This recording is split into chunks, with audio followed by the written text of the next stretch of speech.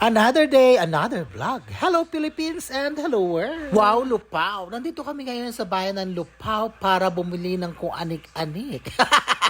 Kasama ko nga dito si Tantan, si Precious, si Maron at si Rich Rowan. Siyempre, yung pangalawang kapatid ko, driver. Actually, sumama lang kami para tumaya ng loto. Alas 12:30 ng tanghali, nandyan na kami. Kaya lang, pagdating namin sa lotohan, sarado ang giputa.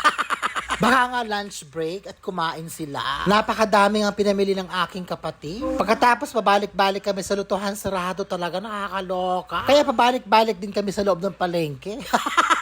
Siyempre, wala akong magawa, manginginain ako at bumili ako ng paborito kong bola-bola. Mabuti na nga lang maraming binili yung kapatid ko, kaya pabalik-balik kami kung saan-saan. Para mahintay na rin yung pagbubukas ng lutuhan, nakakaloka. Nakailang balik nga kami, nakasarado ang giputa. Abay, alas 2 na, wala pa din, nakakaloka. Di nga namin alam kung anong oras magbubuka. At heto nga, at andito kami sa bilihan ng pizza. Kung ano-ano na nga lang yung mga pinabibili ni Maron, abay, napapagastos ako, nakakaloka. Ang in-order nga ni Maron, beef overload. Hindi naman masarap, charot.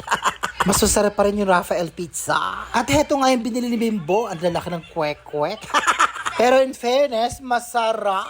Pagkatapos heto nga, inaya kami ng aking nana at ikakasal nga yung aking pamangkin sa aking pinsan. Siyempre, pagdating namin, manginginain kami. Masasarap nga yung pagkain, kaya lang medyo busog na ako at kakakain nga lang namin. O, shout out sa inyong lahat. Hindi ko na kayo iisa-isahin at napakadami nyo. Nakakaloka nga dito kasi nga napakadami, hindi ako namumukhaan. Nagugulat na nga lang sila kapag nagpapakilala ako. Diyos ko Lord, ano ba ang pinagkaiba ng mukha ko at saka mukha ko ngayon?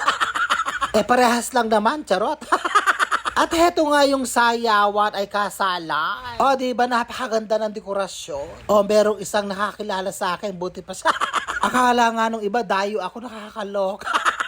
Nakakatuwa nga kasi nga daw nanonood sila ng vlog ko. Abay, maraming salamat po sa inyong suporta. Nakakataba ng puso. So, paano yan hanggang sa susunod? Abangan ang susunod na kabanata.